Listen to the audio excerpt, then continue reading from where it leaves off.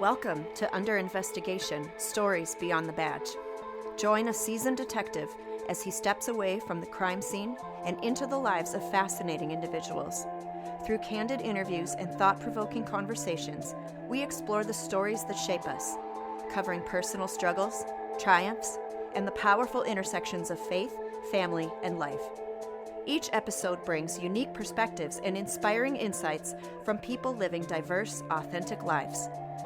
Now, let's dive into today's story. Well, hello, everybody. How's everybody doing? This is Mike, and I want to welcome you to another episode of Behind the Badge. I appreciate everybody coming.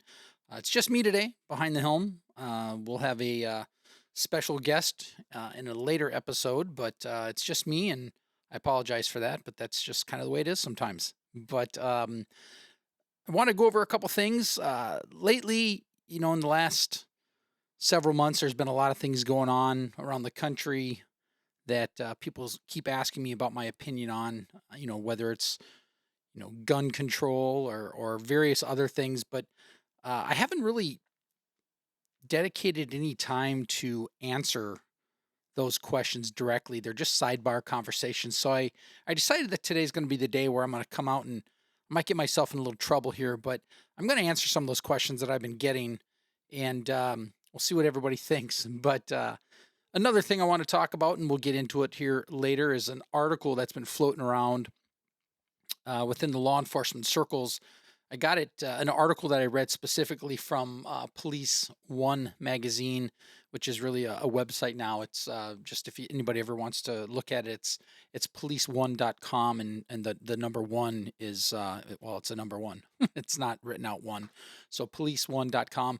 But anyways, there's a great article in there that I want to talk about a little bit. But let me just dive right into it, I guess. We'll talk about it right now.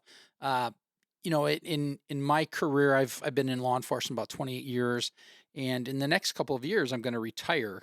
And so, of course, we're having conversations like that in my office about, what are you going to do when you retire? And, and we're in my agency that we have now, we have a lot of people retiring now. I think in the last year, we've probably had 3 or 4 retire. I think in 2026, we're slated to have, probably 6 or 7 officers retire. And even within my unit specifically, our investigations unit, we have 2 coming up in the very near future. So we're losing a lot of institutional knowledge there, but that's not specifically what we want to talk about. It really ties into this article that I read recently, and it's pretty fascinating. It's called. It's written by a gentleman by the name of Sean Fuerstenberg, and I hopefully I'm not killing this, but he's a sergeant. He's been a cop for 28 years, so the same amount as I have been in law enforcement, and he's looking at retirement. And obviously, we're having those conversations within our house as well too. But here's the title of it, and I want to talk about this just a little bit, maybe my personal opinion, but also what this officer thinks. But it's called "The Silence After the Badge: A Sergeant's Blunt Truth About Retirement," and then the subtitle is "What Really Happens When the Radio Goes Quiet and the Job Moves On Without You." And this was an article that was published, like I said earlier, in Police One magazine, or the website police1.com. It was published on October 15th, so really not that long ago. But he goes in and he talks about what officers see when they retire, and or what they don't see. I've had friends that have retired. I've had obviously several coworkers in my 28 years of being in law enforcement. I've had several people that I've worked with that have retired. Some retired after a full career of 20 or 30 years. Some have retired after 10 years, just because things have changed so much within the law enforcement world, as far as culture and just expectations and so forth. But it's been a topic, and of course, as I'm nearing retirement, I've been thinking about it more and more lately. So basically, what this article goes into saying is that we, and I'm paraphrasing a little bit. I don't want to make sure that that it's not what this article is saying, but the kind of my commentary on the article. It goes on about how when you retire, you pretty much just fall off the radar. And the reason why, maybe in most careers, maybe that's a thing that's normal. But in police work, they talk about how, this is a family. This welcome to the blue family, or welcome to, the law enforcement family. And it's interesting because, and I've seen it so many times, and I'm expecting it for myself, as well, is that when you retire, when you leave an agency, you're you're kind of like the uncle that got sent to prison. Nobody calls, nobody talks to you anymore. Um, Matter of fact, I just went out to breakfast. Well, actually, it was coffee. It wasn't full breakfast, but I went out to have coffee with a gentleman that just retired from our department a few months ago, and that was one of the first things he talked about, was that it's interesting how quickly you're forgotten about, which of course flies directly in the face of the quote unquote family thing, right? I mean, you're not your family until you're not, and or your family until you retire. And I know some people who have walked out. I literally had a coworker a few years back. It's probably, I'm going to say, about 5 years ago. He was actually an investigator with me, and he retired, but he didn't tell anybody. He went to the command staff, and I'm not exactly sure what the words that he used obviously were used, or that he used, but he um he told them he was retiring, and he requested that they not notify anybody. He simply wanted to just walk out of work. And I found that really interesting after the fact, because the day he retired, I was talking to him, and we are just having a conversation. And I went downstairs to an area in our department to go do an interview of somebody on a case I was working on. And when I came back up, he was gone. And I'm like, hey, where did so and so go? And they're like, oh, he's gone. I'm like, well, yeah, but where'd he go? They're like, no, he's gone. Like he left. And I'm like, I was kind of confused. I mean, I knew he was retiring sometime, like, in that coming year, but I'm like, what do you mean? He's like, oh, he retired and he just walked out. I'm like, he walked out and he didn't say goodbye. He didn't say, see you later or anything. And like, nope, he just left. And it was the most bizarre retirement that I've ever seen, in that he literally told nobody, and he waited until there was like a lull in the action, and he just walked out the office doors and never came back. And he changed his phone numbers, didn't leave a forwarding, mailing address. And I'm like, wow, I just don't think that's the way I want to go. Um, but the question is, and of course, because I can't talk to him because I don't have no idea where he's at. But I'm like, why? Why was that the way you thought it was to walk out of your career? And personally, because we worked, you know, fairly close together. We were in the same division, and same unit, I should say. But he never said goodbye to me, and he didn't. And it's not just me. I mean, he literally didn't say goodbye to anybody that I'm aware of.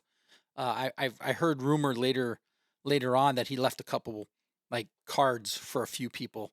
I obviously wasn't one of them, but like two or three people he left thank you cards to, or something like that. Um, but yeah, and that's just really not the way I want to go. I don't think that's the way I'll go. Hopefully, but I don't have that many years left. I've got, I always tell people 3 to 5 years, um, before I retire.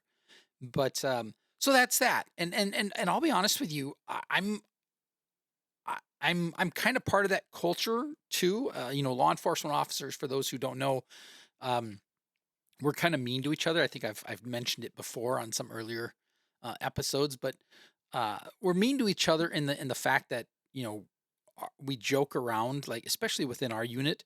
Um, it's like the meaner you are to each other, the more you like each other. It's kind of a weird thing. So we give each other grief all the time, and and it's just, I mean, it's a good time. But part of this culture is, I know, like, when people have come in and out of our unit, I can't do it anymore. I'll explain why here in a second. But part of what I would even do, and I would do it as a joke, is like when somebody was moving out of our unit and going, somewhere else. I would I'd scrape their name off our. We have glass walls, um, that kind of lead to the main hallway in our offices, and I would scrape their name off the glass wall and be like, "Hey, see you later," and kind of joke.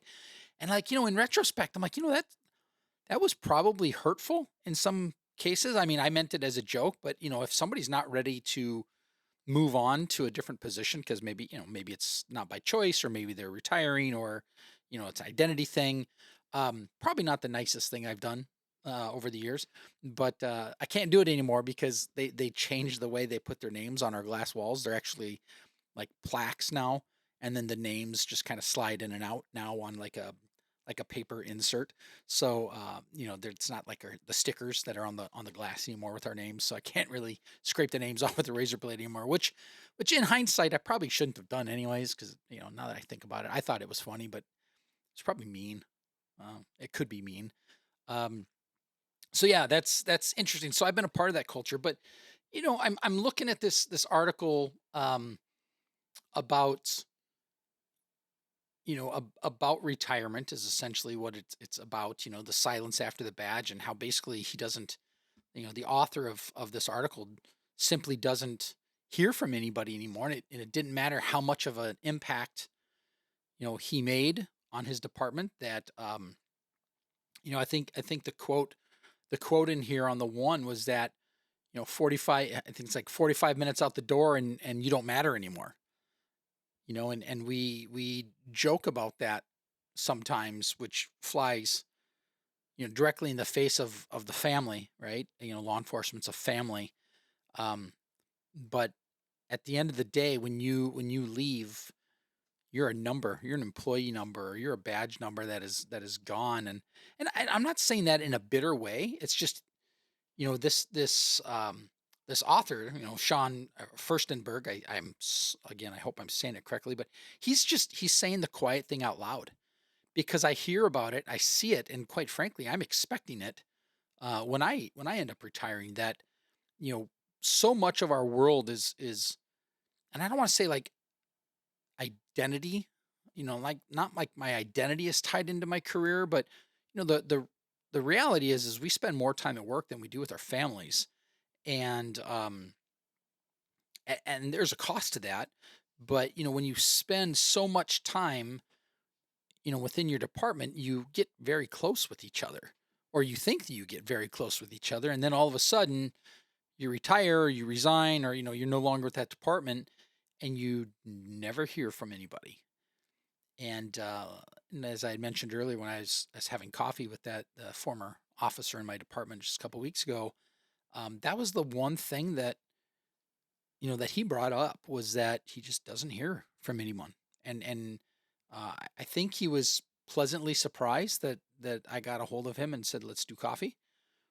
Because quite frankly, we're friends. And just because he doesn't work there anymore doesn't mean we don't have things in common, because we certainly do. So, um, interesting. It's an interesting thing, that when, some officers leave, it can be a loss of identity, and maybe even recognition. They need accolades for, what they're doing, and maybe they get, I don't know, their identity falls in what they're able to do, I guess. Um, but yeah, I think it's just important for people to know that that is a thing. And for any officers that might be listening to this, uh, be prepared. It's almost like, we all financially prepare to leave law enforcement. Like our retirement, everybody's looking at their numbers, and hey, can I retire? Was my retirement enough? Or you're always doing the numbers, right? But are you also emotionally preparing? Because I would suggest that it's just as vital as your financial planning. What are you going to do when you're done? What are you going to do with the time that you have? Jokingly, I say I'll probably have less time because I'm going to get involved in other things. But I mean, but that's a real question.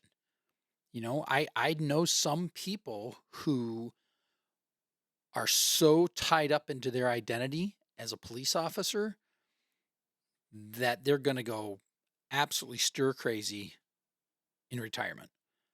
And I don't think that's very healthy, quite honestly.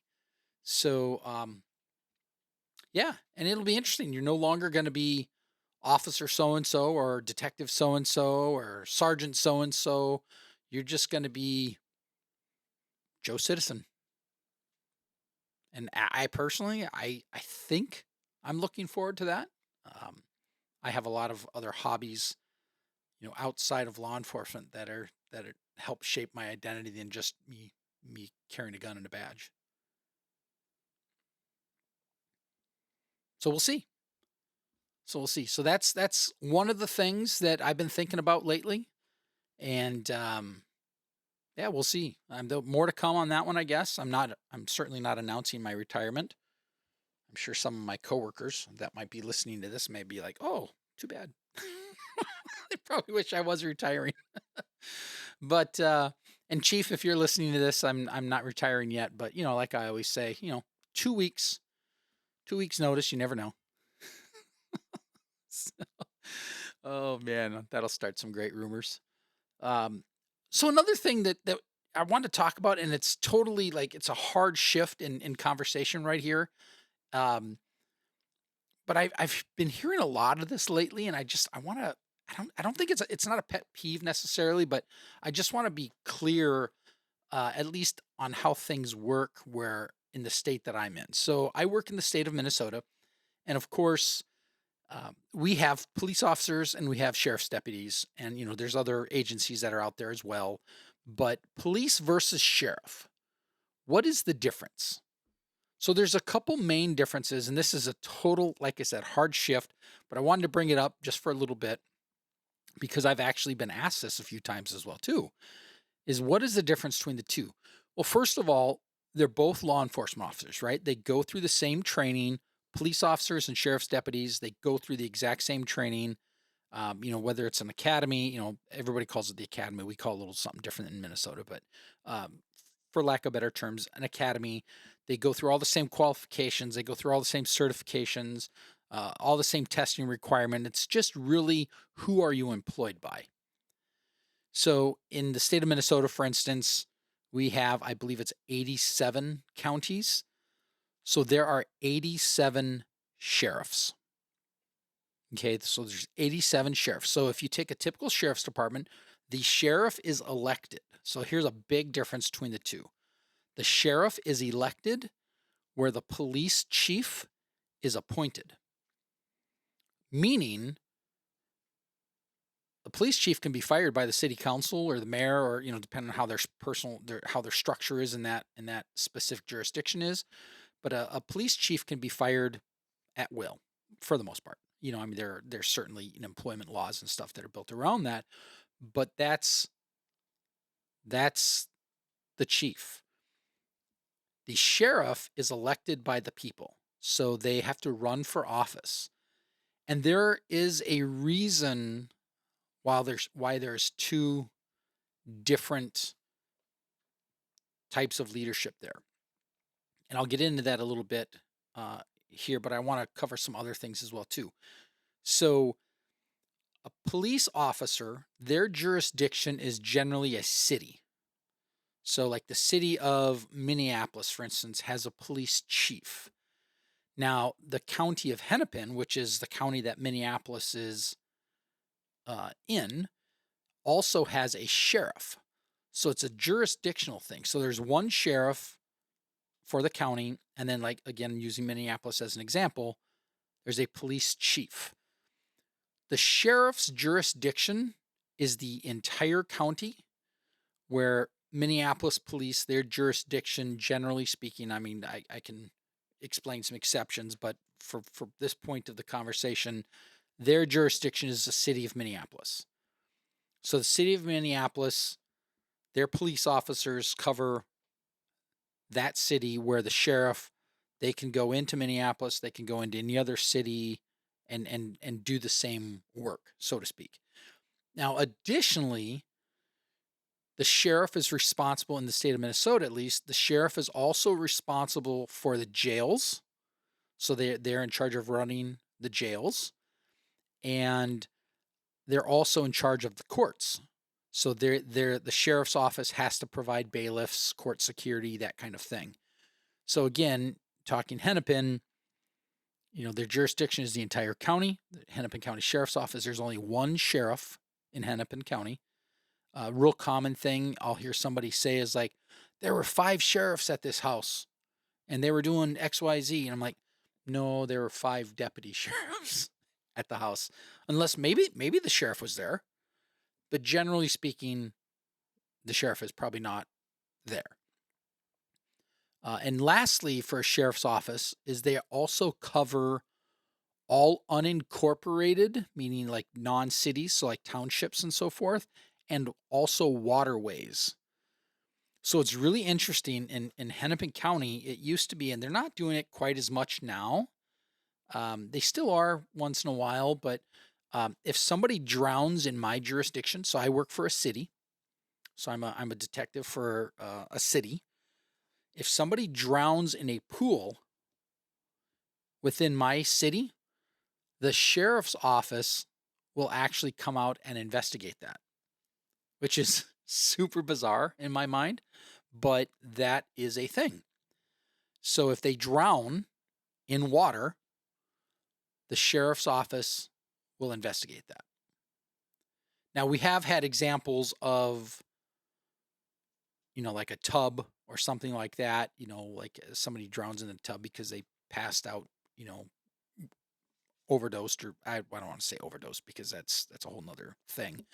But where the sheriff's office won't necessarily come out. But generally speaking, if there's a drowning in a pool, the sheriff's office will come and investigate that because they have jurisdiction over the waterways.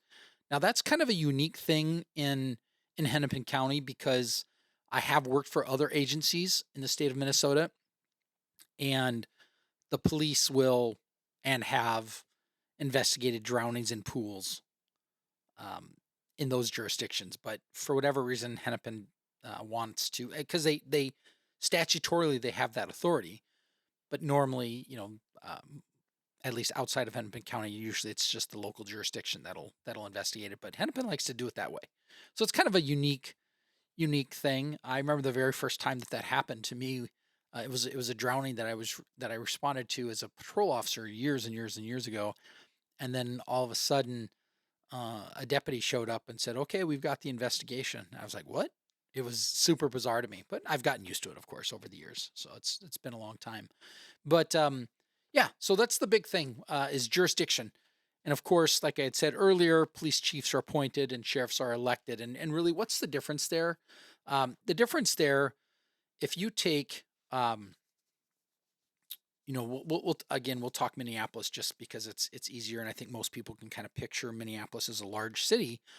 The city council there and the mayor are generally pretty liberal, and so they're going to appoint somebody who's most likely a little more in alignment with their liberal views, where the sheriff, actually in Hennepin County, is considered a quote unquote liberal or a Democrat, but she's a lot more moderate and has more, I'll say, more common sense. So basically, if the chief goes against the mayor or the city council and what their wishes are, that chief can be terminated, because they're appointed at the whim of the council or the mayor. So, and a sheriff, they really are held to a standard by the people who elect them. So you will see they're going to make decisions that are more in alignment with the region or the area that they serve, because those are the people who vote them in or out. So that was That's probably the big things. So yeah, that's um, the sheriff at the end of the day answers to the voters, and the police chief, and they report to the mayor and the council, which I mean, if you can think that through, that could be good or bad, kind of depending on where you're at. Which kind of brings me into the very next point, which is a little bit more linked to what we were just talking about as far as the council and the sheriff, and being liberal or conservative. Um, I've had people more times, and it's probably because it's election season and people are all fired up with various things. Um, but the question that I get, or I have been getting, are most cops conservative or liberal? And I laugh because growing up, I was so not involved in politics or really had an opinion one way or another. I didn't realize until later that in the small city that I grew up in, um, it was a pretty liberal community. I had no idea because it was never really like on my radar. I mean, I was a teenager. I didn't really care. But it wasn't until I became involved in law enforcement, became a police officer, that I started getting involved in, I don't want to say politics like running for office or anything, but started noticing and maybe developing my own values. And I would say, in my experience of 28 years, most cops that I know align with conservative platforms, meaning most of them are conservative. Now, I'm certainly not saying all of them, but what happens is what attracts you into law enforcement, is generally because you agree with law and order. And again, I might get in trouble for this later, but I'm trying to explain it as best I can. Certain people get into law enforcement because you value right and wrong. And I can certainly say this about myself, that I like rules, and those rules help guide my decisions right through life. Well, when you apply that into law enforcement, it works great because I'm enforcing laws and rules. Um, and those law and order values tend to align with the conservative platforms. And that's generally what happens, and um, over the years, you see things, you run into situations, um, and and what I mean by that is you run into situations that the system is so broke, and a lot of it is, for us is, um, like sentencing guidelines. In Minnesota, we are notoriously liberal on our sentencing guidelines. And it can be very frustrating for people who have a strong right or wrong compass, that you can get frustrated with with how decisions are made. And I guess what I mean by that, and this can really roll into a whole nother scenario, is you put in all this work, you see somebody steal something, for instance, right? You put a case together, somebody stole a car, right? Oh, actually, I won't even get a hypothetical. I just found out this past week at a meeting that I was at, that the county attorney, their presumptive guidelines for any juveniles who steal a car, the presumptive guidelines is now diversion. What's that mean? Diversion means nothing is happening to them. They, quote unquote, as long as they don't get in trouble and they complete the diversion program, that's all that's happening. So for anybody who watches the news or who might be listening local, they'll know that right now it's a crisis in the Twin Cities metro area with juveniles stealing cars all over the place. It's happened in our jurisdiction. It has happened all over in various places. And we just found out this week that basically, juveniles, if you steal a car, nothing's going to happen to them. Or if they steal cars, nothing's going to happen to them because they're going to get diversion. There is nothing more that knocks the wind out of law enforcement sails that people aren't held accountable when they're caught doing what they're doing. It's extremely frustrating. So, why do you think cops are more conservative? Well, that's a very, very simple example. Very simple. There was a study in 2025 from Princeton that said that most law enforcement officers in the United States are quote unquote conservative leaning. But that same study, which is really good, I want to point this out, right? Because, all of a sudden you're saying, oh, you got all these conservative cops running around, they're different than me, or they're, whatever, that they don't see the world through the same lens, so to speak. And that might be true. But what's nice is that same study, again, 2025 Princeton study, found that the political leanings don't significantly affect officers' behavior. So basically, they're not being biased in that aspect. So there we go. So public perception versus reality is, officers may vote conservative, but they still support reform, and community engagement. We still want to be a part of the community. It's not like we're trying to draw lines in the sand, right? And the fact of the matter is we're professionals. I don't, when I come to your house to help you out, or to investigate a crime, I don't care if you're conservative. I don't care if you're liberal. I don't care if you're gay, straight. I don't care your race. I just simply want to do my job. And it really is as simple as that. It really is.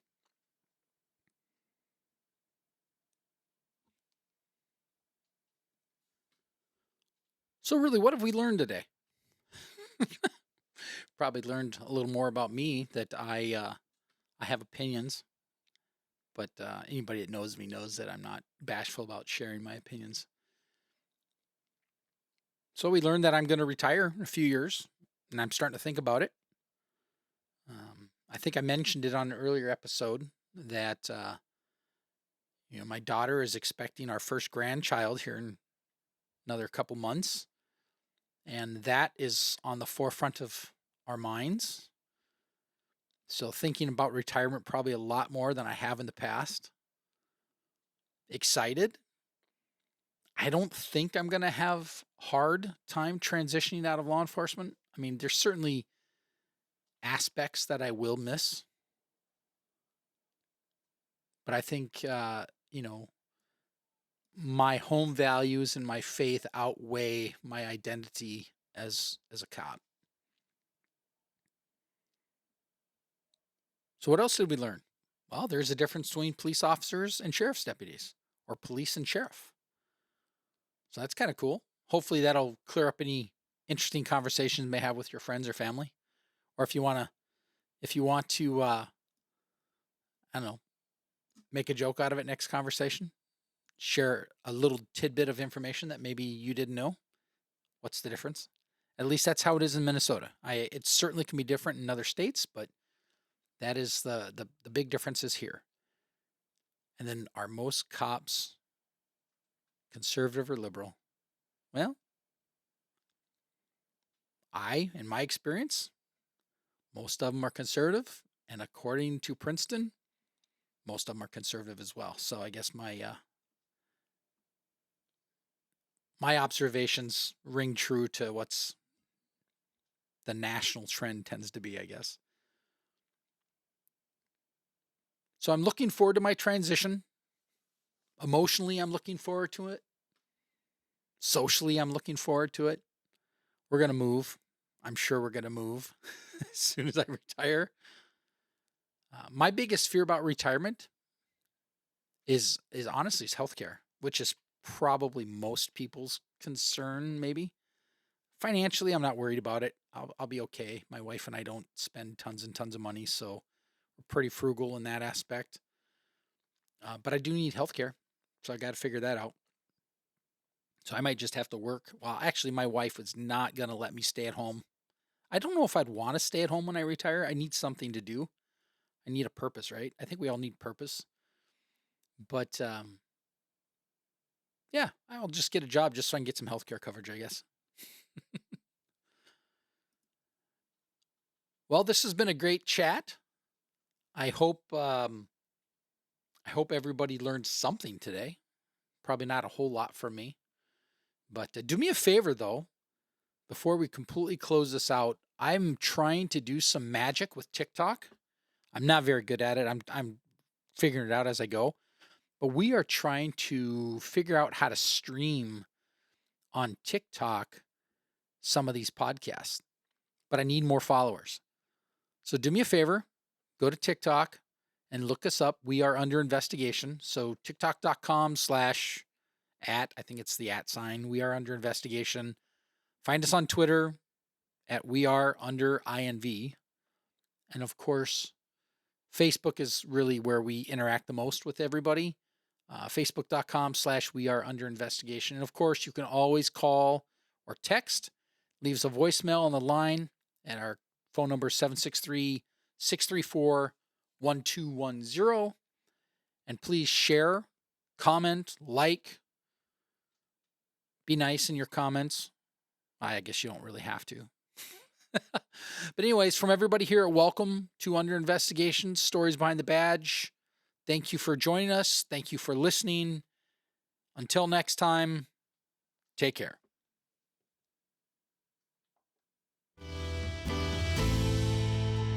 Thanks for tuning in to Under Investigation.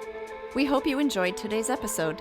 If you want to dive deeper or stay updated on everything we're working on, check out our Facebook page at www.facebook.com/weareunderinvestigation. We'd also love to hear from you. Got questions, feedback, or a story to share? You can text or call us at 763-634-1210. Your input helps shape the show, so don't be shy. Until next time, stay curious, stay questioning, and keep investigating.